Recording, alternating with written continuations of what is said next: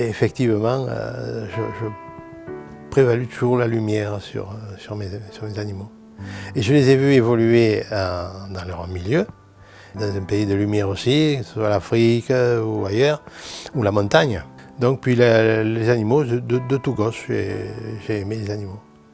On a eu des chiens, on a eu des chats, on a eu un moment des lapins, et ça, j'adorais.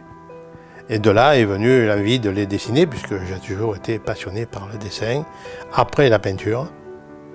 Et j'ai jamais cherché mes couleurs, c'est venu comme ça.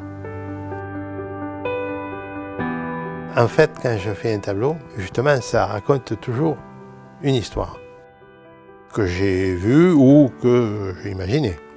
Parce que l'animal, quand il est en brousse, il va toujours chercher ou à chasser, ou à se reposer, mais il y a toujours une intention.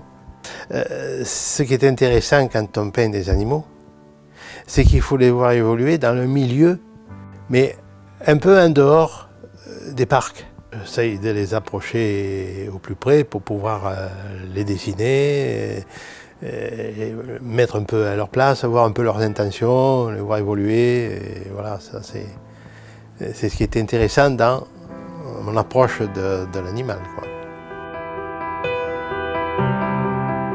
Moi, quand je fais un tableau, je m'y tiens.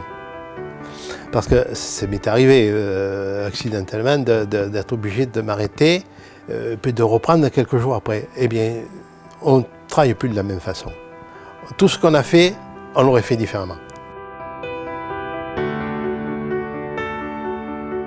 Alors l'homme, c'est bricoleur surtout. J'aime beaucoup faire du bricolage, d'ailleurs ça se voit partout. Et j'aime beaucoup travailler la pierre aussi, donc je fais beaucoup de choses en dehors de la peinture, un peu de la sculpture aussi.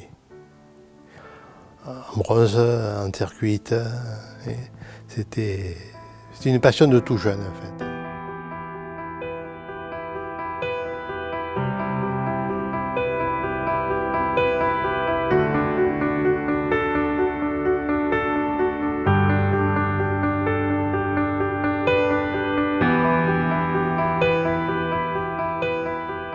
Si je suis arrivé à ce niveau-là, c'est grâce à elle surtout. Elle a beaucoup aidé. Et elle fait beaucoup de sacrifices aussi, parce que c'est pas toujours facile. Mais vraiment, elle a énormément fait.